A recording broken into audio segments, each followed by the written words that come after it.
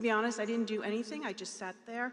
I didn't really speak because I wanted to watch the man and listen to what he had to say and what his conversation was like, because I knew he wasn't a politician, but I knew that he had been president before, and I wanted to see if he was a real, authentic man who actually cared for the American people.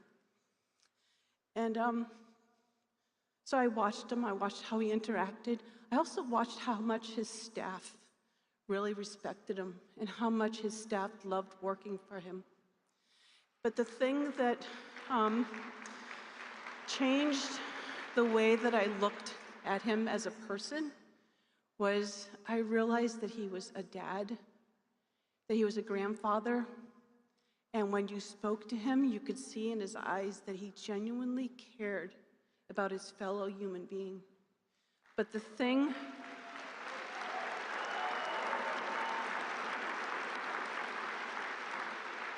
I appreciate the most is that he heard the cries of a mother,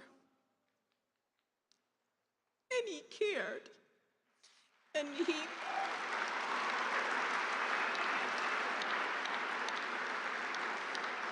made a promise that he was going to protect us and that he was going to help us. And that's all you can ask from your president, but also just from a fellow human being. And so I personally, I am so honored to know this man and to think of you as a friend.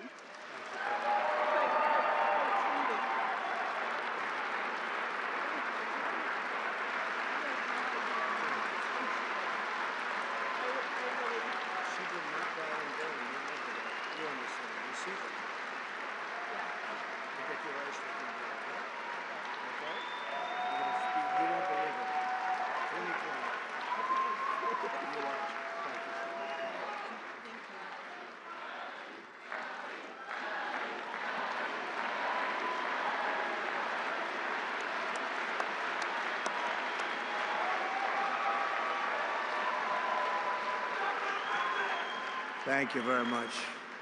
She's been through hell. Who wouldn't be? I mean, so many people, so many, I call them angel moms, and they go through hell. And many of them say it doesn't get any better, but we have to hope it does get better. Also with us is a very special guy, the president of the National Border Patrol Council, Paul Perez. He's incredible. He's doing a fantastic job, and he wants to do the job right. Hey, Paul, come on up here, Paul, quickly. Paul, in 1 month, the Patriots of Border Patrol will once again have a president who will back you and will have you, and we're going to work together as we have done in the past. You know, we had the safest border in the history of our country. And you remember the famous sign that I pulled down? That sign was about how good the border was. I haven't used that sign much lately. Well, we won, so I guess I don't have to use it, but we really do have to use it, because the fact is that we have to have strong, safe borders, and we have to have men like this and women who are doing an unbelievable job. I've gotten to know a lot of them. I'll tell you what, they're tougher than I am. I don't want to mess with them, right? But this man has done as the head, and also replacing a very good guy. We know that, right? And he's going to have a good life, I hope. He's going to, because he was a very special guy, and you're a very special guy. Say a few words, please, Paul. I mean, we're back. America is back. The strength and security that Donald Trump brings to the White House is what we've needed. He's done it before, he's gonna do it again. We're gonna make all of these communities safe. And like Tom Homan said, if you're not gonna help, get the hell out of the way. Donald Trump is by far the best president in the history of this country, and he's gonna show everybody exactly why. Thank you. Thanks, Thank you very much, Paul, and everybody, and Brandon Judd, and all of the people. They do such an incredible job. We're also pleased to be joined by a man who just also, we really did well in Texas. And I heard Ted's speech. And he can come up and speak more if he wants, or he can just, you know, Ted's going to be going to a big event in a little while. Where's Ted Cruz? Is he here? He's here someplace. Ted? Ted? Oh, he's in trouble. Oh, he's in trouble. No, he was here. Oh, good.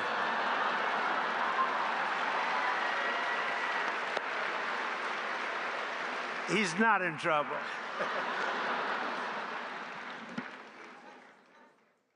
Keep Texas, Texas. Amen. And I've got to say, this election has given President Donald J. Trump, a Republican Senate and a Republican House, a clear mandate to deliver on our promises.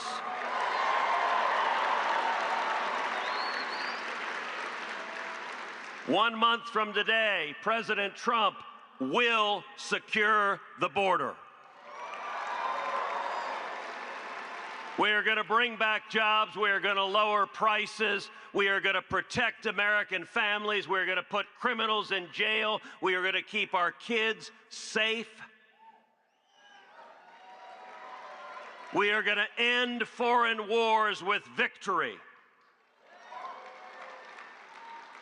And I'll tell you, Mr. President, the results of this election, 7 battleground states, you won all 7. The people elected a Republican Senate and a Republican House to have your back, and we are going to deliver results.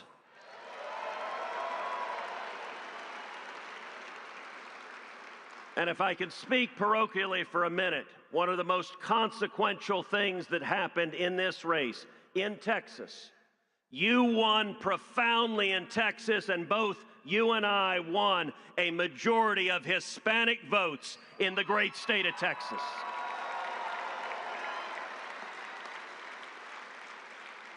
That is unprecedented, that is generational change, and it demonstrates that we are going to protect our nation, we are going to bring our country back, and we are going to make America great again.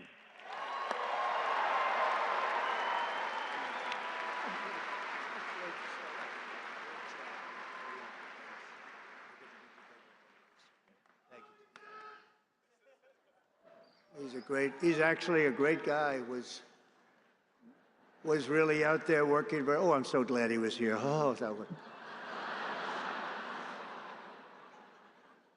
That was an amazing moment. But we want to thank him. He had a great race and did a fantastic job against like 250 million spent against him. But Texas was very special, and it will remain very special. It's doing really excellent people, great people. And the governor's doing a fantastic job in Texas. Your senator, and Dan Patrick, and everybody's doing, Attorney General. Also, I want to bring up, if I could, or just say hello to him if he's on the outskirts, because you got a lot of people in this room. You got a lot more people outside than you have in the room. The RNC chairman, Michael Whatley, who was so fantastic in what he did with Laura. The two of them were so great. Where's Michael? Come on up, Michael. Come here. This guy did some job. Thank you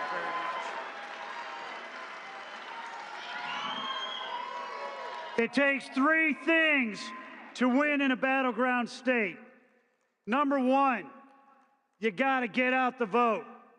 Number 2, you got to protect the ballot. And number 3, you have to have a great candidate who runs a great race. The people in this room helped us get out the vote. They helped us protect the ballot. We would not have been able to win all those battleground states without you. But when it comes to having a great candidate who runs a great race, there is simply nobody better ever than the 45th and now 47th President of the United States of America, Donald J. Trump.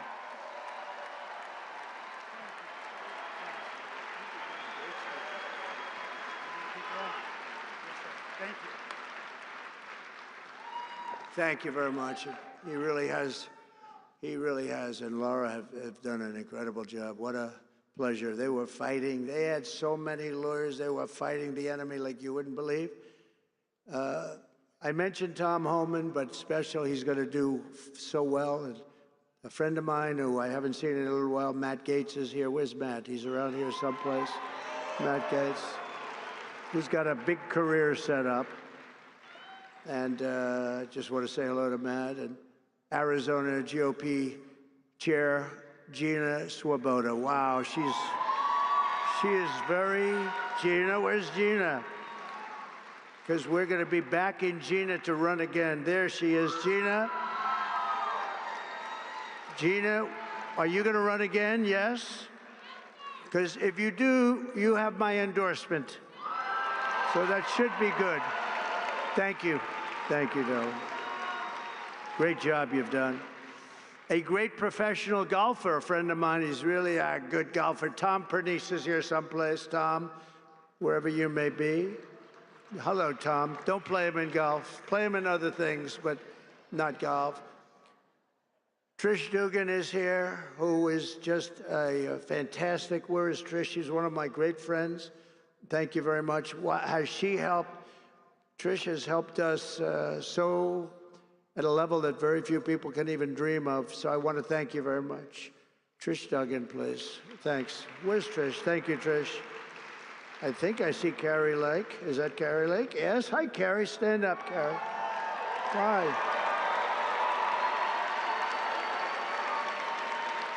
Hi. Good job. Worked hard. She's a good woman, and she's going to be doing something very big, maybe bigger. It's a big one that you have, so good luck with it. You're going to do well. Going to turn that around like nobody ever saw before, so thank you very much for accepting it. Sergio Gore, a friend of mine who's doing a fabulous job leading the presidential personnel. He's really working hard. Where's Sergio? He's around here someplace. Sergio, where is he? Hi, Sergio. Good job you're doing. We have some big announcements over the next few days, too, big ones. A great actor who's been with us for a long time when it wasn't fashionable. Rob Schneider. Rob.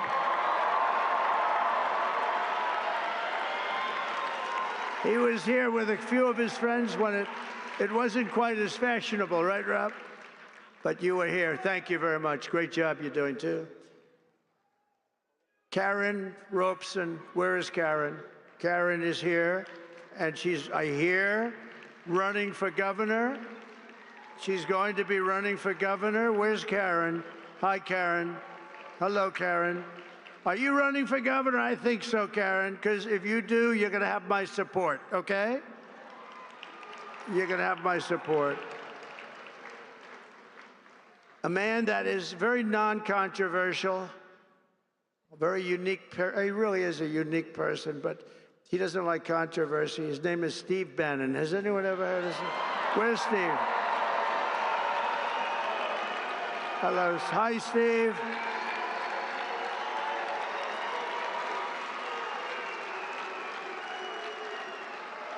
A big, powerful voice he's got. His show is phenomenal. War Room. Man, thank you, Steve. There's nobody like Steve. Thank you very much, Steve. And a Phoenix police officer who was shot 8 times in the line of duty, Tyler Moldovan, who I just saw backstage.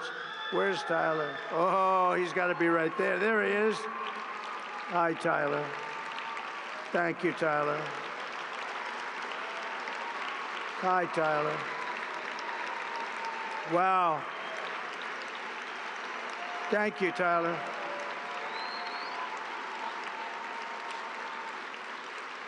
Eight times. Can you believe that?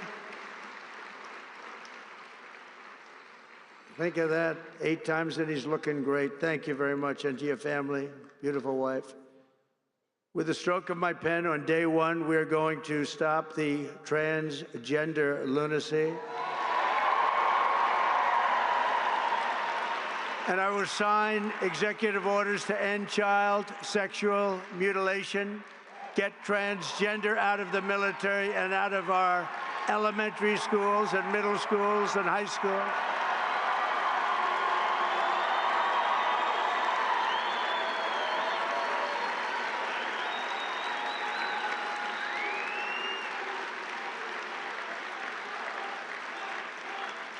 And we will keep men out of women's sports.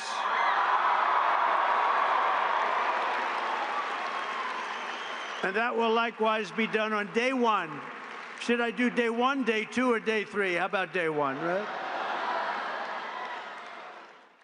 Under the Trump administration, it will be the official policy of the United States government that there are only 2 genders, male and female.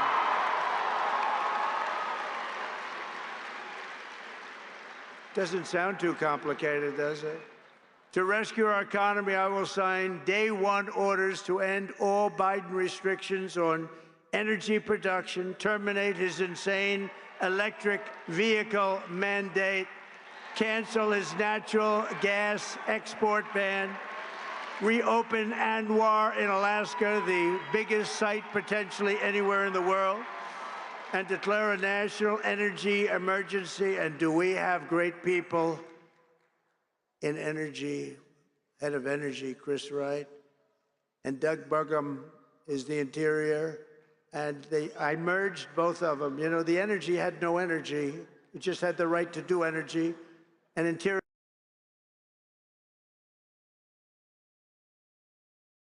Great friends. They're both very talented people. We're going to have so much oil and gas and other things, you won't know what to do with it. You'll say, please, President Trump, stop. We have too much. The prices are going too low, sir. Remember, we were $1.84 a gallon gasoline. Wouldn't that be nice? I will direct every cabinet secretary to cut 10 old regulations for every new regulation. We'll be getting rid of a lot of. Last term, for me, we did something special. We cut more regulations by 4 times than any other president in history, and we're going to top that record. Some of those ridiculous regulations were immediately put back on, and they were just hurting our country. That's why we had the best job numbers ever, because of what we did with regulation. You know, we cut taxes more than any president in history, and we cut regulations more than any president in history. And when I asked the people that run the big companies, which is more important, cutting the taxes or cutting the regulations, every single one of them so far has said the regulations were more important for jobs and everything else. Who would think that? But I will order federal workers to get back to the office in person or be terminated from the job immediately. And we will create the new Department of Government Efficiency, headed by Elon Musk.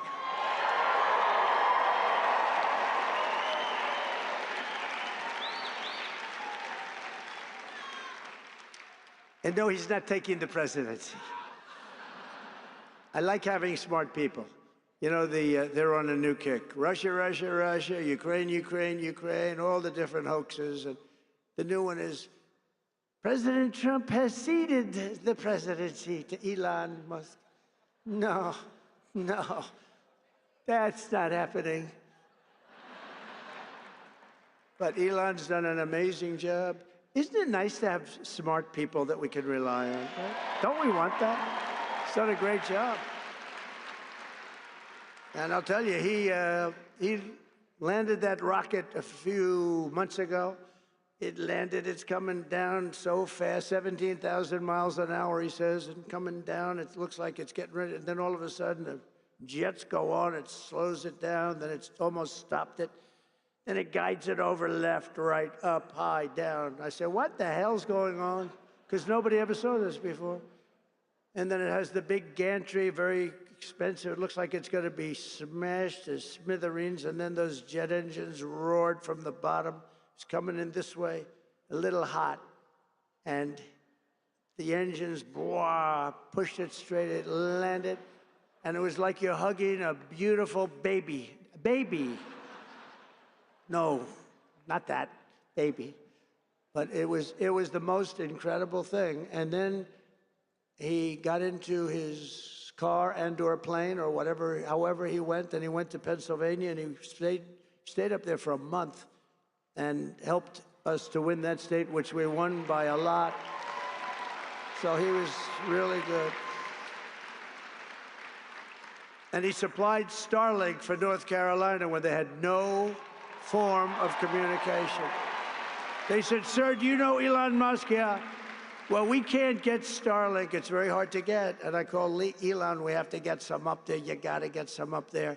And he got over 2,000 units. That's a lot. And they flooded it with Starlink, and it was so good. It saved a lot of lives, so we want to thank him. But no, he's not going to be president, that I can tell you. And I'm safe. You know why? He can't be. He wasn't born in this country. But the fake news knows that. No, he's a great guy, and we want to have him. Everybody, so many people are in this audience that have helped, so to an extent that you wouldn't believe. But we're going to bring transparency and accountability back to our government, and we'll be very soon, you're going to see it drain the swamp. We're going to be draining that swamp at levels never seen before. And I hope everybody goes home and reads the congressional report on the criminal activities of the Unselect Committee of Political Thugs, J6 Committee. What they did is so illegal. And Congress has done a fantastic job on that. They just put out a report. They call it an interim report. It's brutal. On them, not on me, on them. And it's terrible. What they've done to this country is just absolutely terrible. But we'll end the left's campaign of racial discrimination and restore equality to our land and all over our land. And you see that happening so much with the vote and the kind of vote we got. Nobody ever expected anything like that. And I'll end all of the Marxist diversity, equity, and inclusion policies across the entire federal government immediately. And at the same time, we will ban these unlawful policies from we're going to ban them from the private sector as well.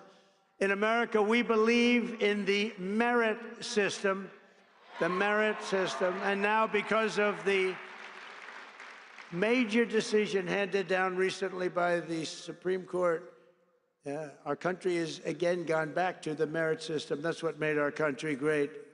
And I want to just thank the Supreme Court, because that took a great deal of courage for them to do that. And some people were surprised by it, but that's what made us great. Merit made us great. I will direct our military to begin construction of the great Iron Dome missile defense shield, which will be made all in the USA, much of it right here in Arizona. You know, Ronald Reagan wanted to do it many, many years ago, but they didn't really have the technology. It's lucky that he didn't, because they didn't, but they have it now. We can knock a needle out of the sky. And as Commander-in-Chief, I will restore the proud and historic names of our great military bases like Fort Bragg. We're going to get them back.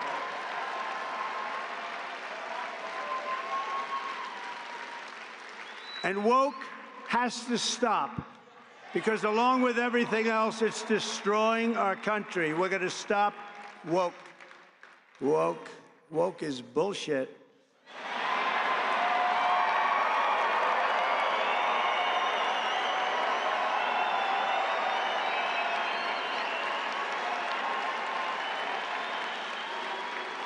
As an example, in addition to the military bases, I understand they want to now rename 14 ships. We want to rename them. Some of these ships have had a great and glorious past. They want to take the name off and put another name down. Oh, I can imagine whose name they're going to put up. Not going to happen with me. It's not happening with me, I can promise you that. The actions I have described today are just a small preview of the common sense revolution, because that's what I call it, a common sense revolution that's coming soon to America, to a theater near you, right? But it's coming to you through your president, Donald J. Trump. The people have given us their trust, and in return, we're going to give them the best day one, the biggest first week, and the most extraordinary first 100 days of any president in American history. And in conclusion, on January 20th, the United States will turn the page forever on 4 long, horrible years of failure, incompetence, national decline, and we will inaugurate a new era of peace, prosperity, and national greatness. It's going to be national greatness. It will be something very, very special. And you could use a little of that because you haven't seen any of it in 4 years. What's happened to our country is so sad. We're going to cut your taxes, end inflation, slash your prices, raise your wages, and bring thousands of factories roaring back to America and right back here to Arizona. Because when I agreed to do this, and I had to do it for Charlie, because he's special, but I said, Charlie, I'll do it, but this has to be also a real tribute to Arizona because they gave us such a big win. And I said, I'll get in my plane at 4:45 in the morning, and I'll fly here, but we have to really acknowledge and take care of the people of Arizona because you were fantastic. And I just want to thank you for that big win. Not an easy win. And we're going to build American, we're going to buy American, and we will hire American. I will end the war in Ukraine. I will stop the chaos in the Middle East, and I will prevent, I promise, World War III. And we're very close to World War III. We will crush violent crime. We're going to stop violent crime. We're going to have to be tough. Please get ready. You're going to have to be tough. We can't let this happen. Our cities are crumbling. And give our police the support, protection, resources, and respect they so dearly deserve. And I rebuilt our entire military at a level that it had never been. Unfortunately, we gave a big chunk of it to Afghanistan. You believe that one? What a terrible thing. But we will, again, rebuild those sections of our military that have been so badly hurt. Plus, we give so much of it away. You know, when I came in the last time, we had no ammunition. Can you believe it? I was greeted with a general, sir, we're very low, almost no ammunition. I said, keep it quiet. Let's not let the enemy know that. That doesn't sound too good. Steve Bannon would say, that's not a good thing. No ammunition is not good, right, Steve? And I built so much ammunition so fast, nobody's ever seen anything like it. We give a lot of our ammunition away, as you know. And we have to take care of ourselves. We have to protect ourselves. And we have to make our country great. We just can't keep doing what we're doing. Especially when these wars never had to start. They never had to start. We will rebuild our once great cities, including our capital in Washington, D.C., making them safe, clean, and beautiful again, and we'll do it quickly. We'll teach our children to love our country, to honor our history, and to always respect our great American flag. We will get critical race theory and transgender insanity the hell out of our schools, and we're going to get it out of our schools very fast. I will defend religious liberty, I will restore free speech, and I will defend the right to keep and bear arms.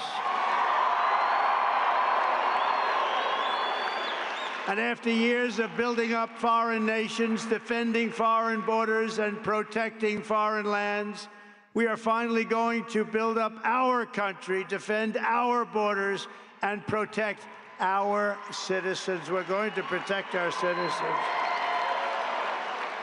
And we will stop illegal immigration, once and for all, is going to stop. You're not going to have an invasion of our country any longer. That will stop in just a few very short weeks. We will not be occupied. We will not be overrun. We will not be conquered. We will be a free and proud nation again, a nation led by competent people, a nation that we can be proud of. We're going to be so proud of our nation. We already are. It's already happened. Remember what I said. There's new light all over the world, not just here. All over the world, everyone will prosper. Every family will thrive, and every day will be filled with opportunity and hope, and will be filled with a thing called the American dream. You can have the American dream back. For the past 9 years, you and I fought side by side against the most sinister and corrupt forces on earth. And in our magnificent victory on November 5th, you showed them once and for all that this nation does not belong to them. This nation belongs to you. That's what happened. It was hardworking patriots like you who built this country. And in 2024, it was hardworking patriots like you who turned out and voted and saved our country. That's what happened. After all we have been through together, we now stand on the verge of the 4 greatest years in American history. We're going to make these the 4 greatest years in the history of our country. With your help, we will restore America's promise. We will rebuild the nation that we love, and we will do it very, very fast. That's what we want. We are one people, one family, and one glorious nation under God. We will never give in. We will never give up. We will never back down, and we will never, ever, ever, ever surrender. Together we will fight, fight, fight, and we will win, win, win. We're going to win a lot. And together we will make America powerful again. We will make America wealthy again. We will make America healthy again.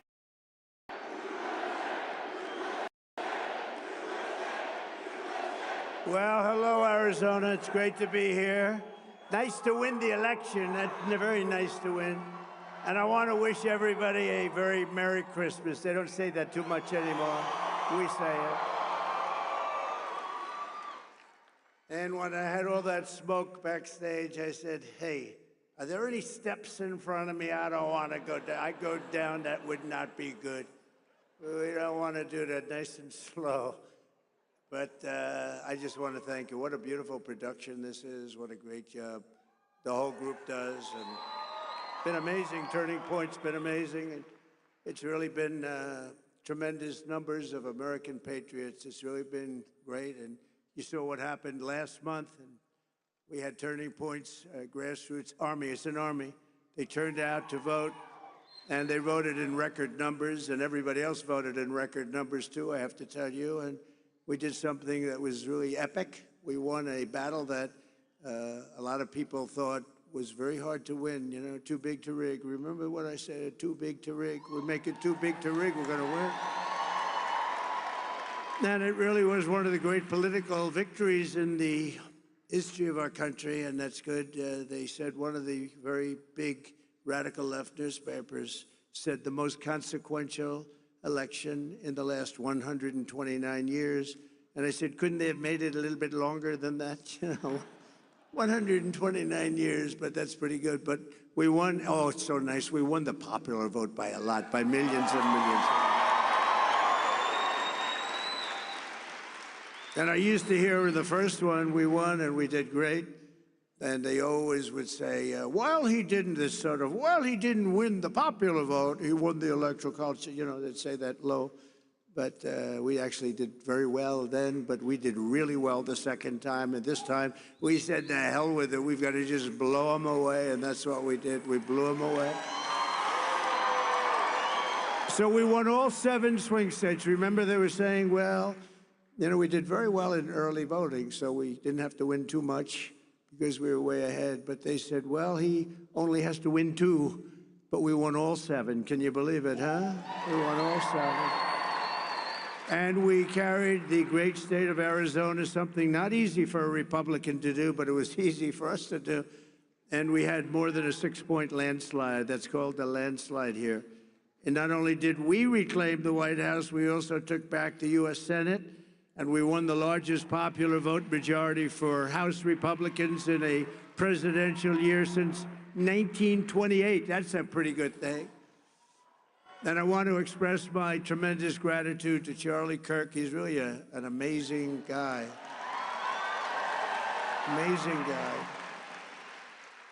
And his whole staff for their relentless efforts to achieve this very historic victory. It's such a great honor. It's not my victory, it's your victory. It's a great honor. Man, we worked hard on this. We knew bad things happened in 2020. And if I didn't know that we won in 2020, I wouldn't have done this because it would have been like the ultimate poll, right? But we won by a lot.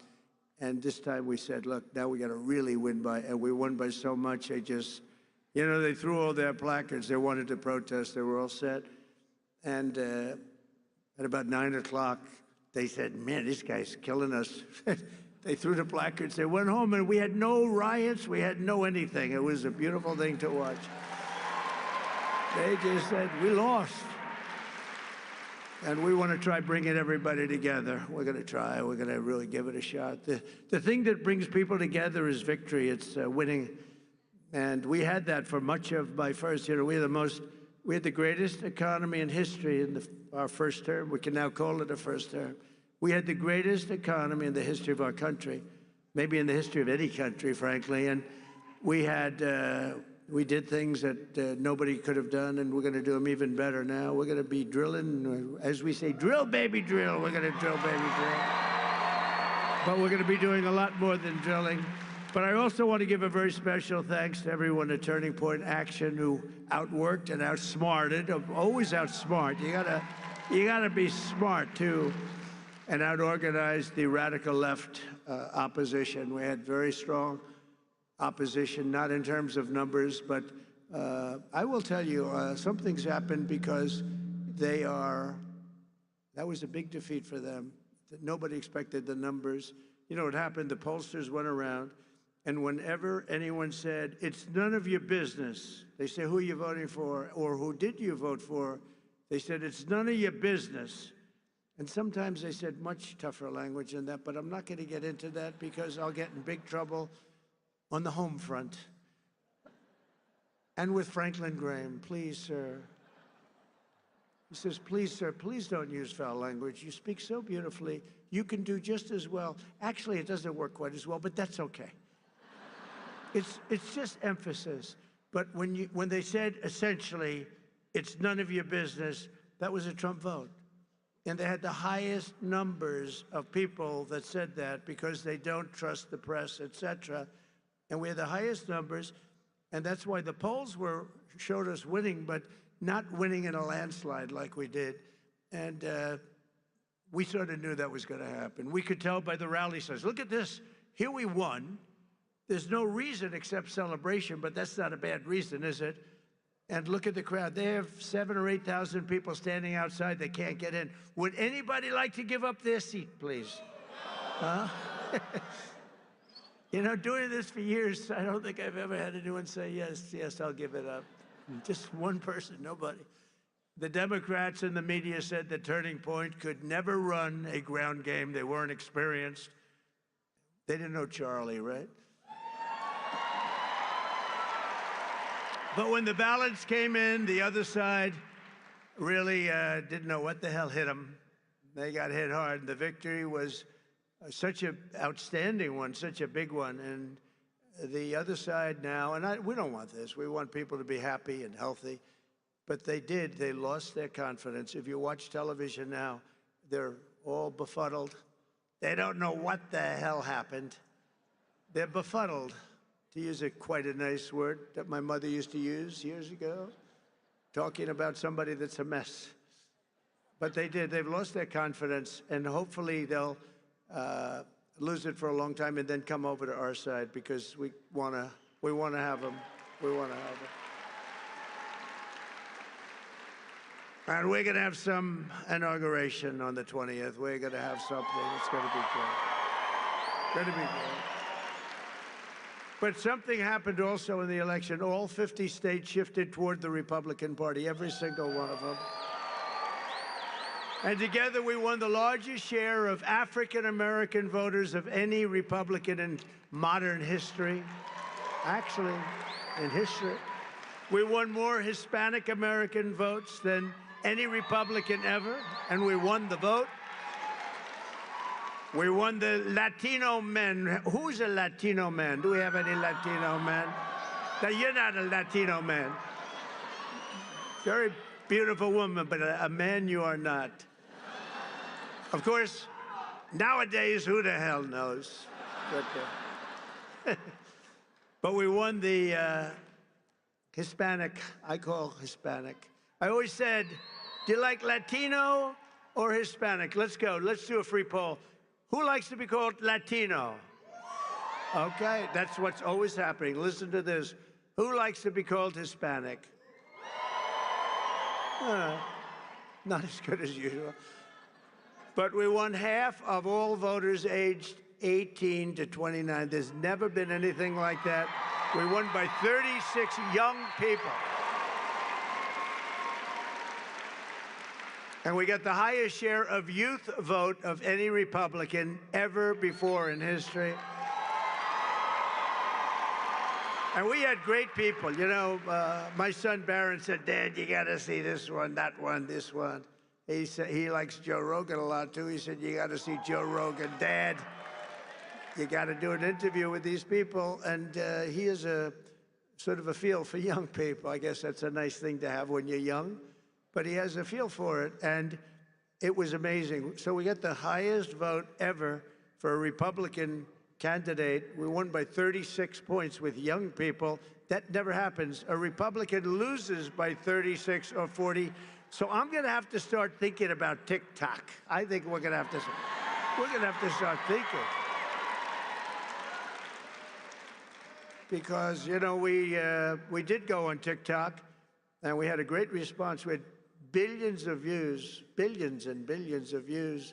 They brought me a chart, and it was a record, and it was so beautiful to see. And as I looked at it, I said, maybe we got to keep this sucker around a little while, you know? Who wants to? Oh, look, I see Sheriff Joe. Sheriff Joe, could we use you on the border? Stand up.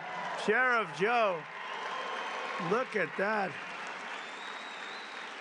He had no problems with the border. You could straighten your border out in 2 minutes. We'll put Sheriff Joe over there. And and you're looking good, Joe. You're looking good. And we miss your wife, right? Your great wife. She's up there proud as hell of you. But he had no border problems. You didn't have any border problems. And we'll do that very shortly for you. We're going to have, you have a governor that doesn't know what the hell she's doing. You have people that don't know what they're doing. And we're going to change it, because your border is a disaster. Your border is a disaster, what's going on. And you just have a few days to wait. We're going to be fully operational, I would say, by about 2 o'clock on the 20th. 20th of January. With your help, we gained 23 points with voters under the age of even 25. Think of that. We gained 23 points. And in the election of 2024, our movement not only won a mandate, but we built new American majorities all over the place, and will define our country's future. I believe it's going to define our country's future for generations to come. That's going to happen. It's, you know, there's some people called up that are great people, actually. Great business leaders called, a lot of them. and some of them weren't exactly on my side, but they're on my side now. But they said there's a light over not only the country right now, but over the entire world, and it is happening. And we want to get some of these wars that would have never happened, like Russia, Ukraine would have never happened. Israel would have never been attacked, would have never happened. We wouldn't have inflation. We wouldn't have had that Afghanistan horror show, that horrible, horrible, the way we left, leaving billions of dollars of equipment behind and 13 soldiers. And, you know, nobody ever mentions, and I mention because I love them and they're all watching right now. 48 soldiers that were horrifically injured. Nobody ever, they lived and they don't talk about them, but these are incredible warriors that were hurt so badly with the legs and the arms and the face, and hurt so badly. 48 of them, and we love you. You're listening, and we love you. We're not forgetting you.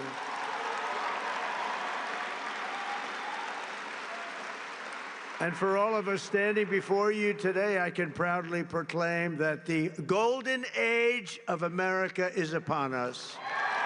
It is. It's going to be a golden age. There's a spirit that we have now that we didn't have just a short while ago. Sadly, we didn't have. Who the hell can have a spirit?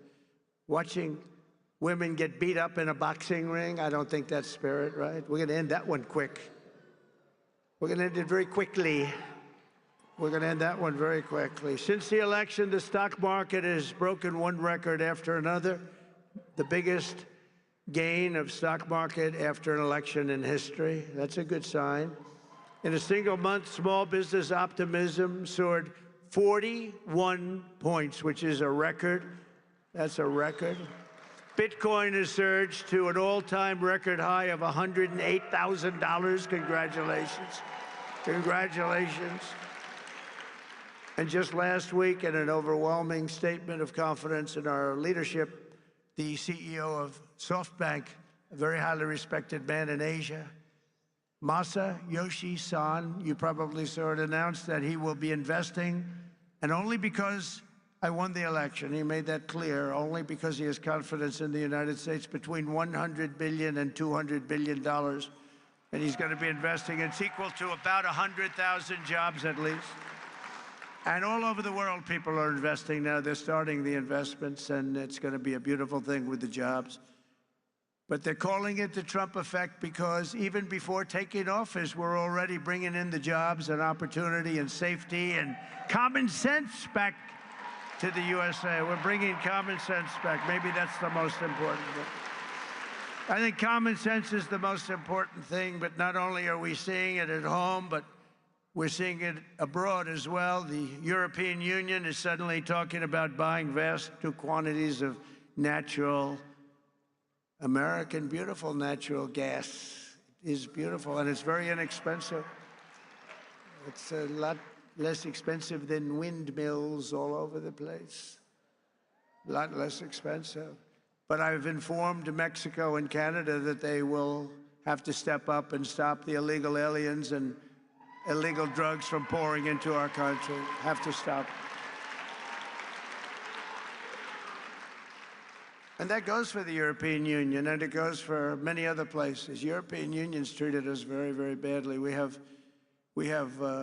hundreds of billions of dollars with deficits. They don't take our cars. They don't take our agricultural product, but we take theirs. And they've got to be careful. They can't treat us that way. They're not going to be treating us that way for long, that I can tell you. Because we're not going to let them turn the United States into a dumping ground. We're not going to let it happen. We pay Canada in subsidies and deficits over $150 billion a year. And you say, why are we doing that? Why are we paying Canada $150 billion? Essentially, we're paying Canada, and we love Canada. I have so many friends. I love Canada. I love it. But why are we spending $150 billion on Canada? Yet Canada allows people and drugs to flood in through our northern border. You know, we have a northern border that's not doing so well either.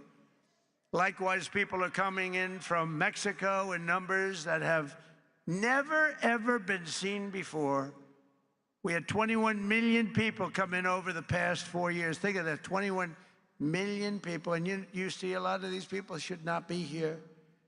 They come from mental institutions and prisons from all over the world, not just South America. Hundreds of thousands more are racing to get across before January 20th. You got to see it. And I was very strong with Mexico. I spoke to the new president, who was lovely, wonderful woman, and President Sheinbaum, wonderful woman, actually. But I said, you can't do this to our country. We're not going to take it anymore. You can't do it. But I've informed Mexico that it just cannot continue. We're not going to let it continue. The United States has lost 300,000 people a year. Think of that. I don't know. I mean, how many people, everybody you meet said, I lost my daughter, I lost my son to drugs, to fentanyl, mostly to fentanyl, but to drugs. Families are being destroyed, and we're going to stop it. We're not going to let that happen. And we're also going to be doing something that's, I think, going to help a lot. We're going to do very big advertising campaigns, just like a campaign for running for president. We spend a lot of money, but it'll be a very small amount of money relatively. We're going to advertise how bad drugs are for you, how bad they are. They ruin your look, they ruin your face, they ruin your skin, and ruin your teeth. If you want to have horrible teeth, take a lot of fentanyl. If you want to have skin that looks so terrible, take fentanyl. We're going to show what these drugs are doing to you. Nobody's done that before, and we're going to do it. And that is, it's going to be like running a political campaign, just like running for president, just like we just did. We had some pretty good ads, right? We explained what these people have done, how they're destroying our country. I mean, who would let millions of people pour in from prisons and jails and mental institutions, and I always say insane asylums? You know, the press gave me a hard time because sometimes I'd use the word, a name, Hannibal Lecter. They said, why does he mention Hannibal Lecter? That has nothing to do with it. Why would he? I mean, are they stupid?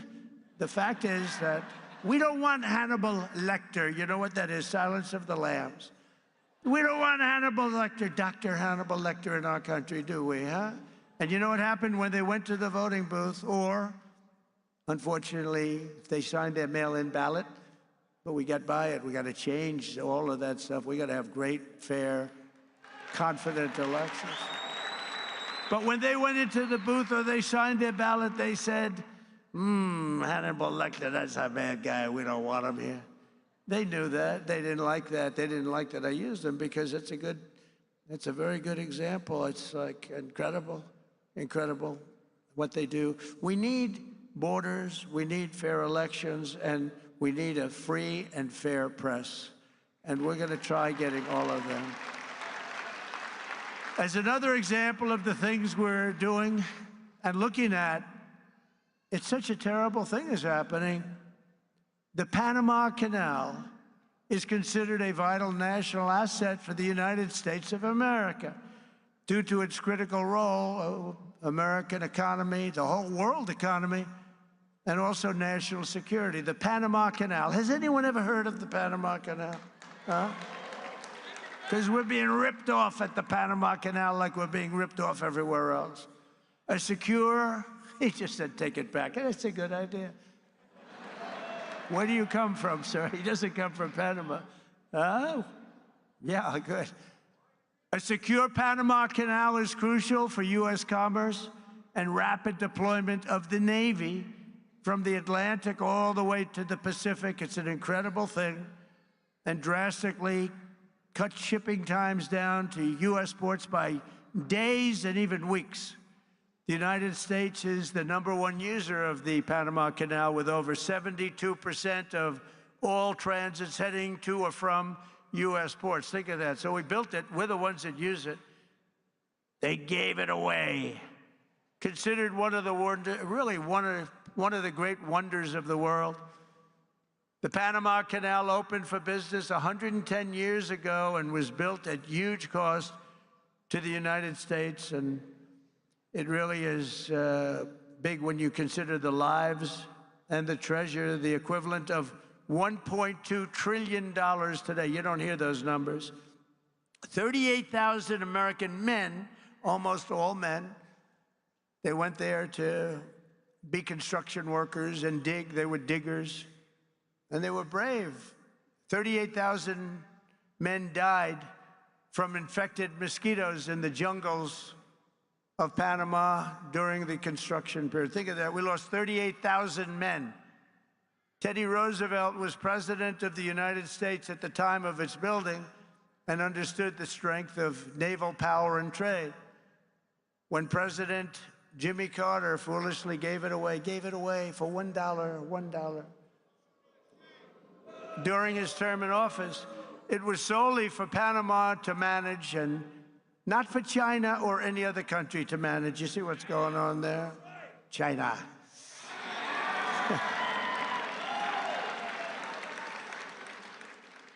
It was likewise not given for Panama to charge the United States, its Navy, and its corporations doing business within our country, exorbitant prices and rates of passage, which they do. They charge us like it's a disgrace. Our Navy and Commerce have been treated in a very unfair and injudicious way. The fees being charged by Panama are ridiculous, highly unfair, especially knowing the extraordinary generosity that has been bestowed to Panama, I say very foolishly, by the United States. This complete ripoff of our country will immediately stop. It's going to stop. The United States has a big and vested interest in the secure, efficient, and reliable operation of the Panama Canal. And that was always understood when they gave it to Panama. Can you believe that? We would never have done it if we thought what's happening now can happen, and we would never, and we will never, ever let it fall into the wrong hands. But it's falling into the wrong hands. It was not given for the benefit of others by a token of cooperation, but it was given to Panama and to the people of Panama, but it has provisions. You got to treat us fairly, and they haven't treated us fairly. If the principles, both moral and legal, of this magnanimous gesture of giving are not followed, then we will demand that the Panama Canal be returned to the United States of America in full, quickly, and without question. I'm not going to stand for it. So to the officials of Panama, please be guided accordingly. William McKinley, the 25th President of the United States, was, because of the vast sums of money that he brought into our country, the person really who got us the money that President Theodore Roosevelt used to build the Panama Canal and a lot of other things.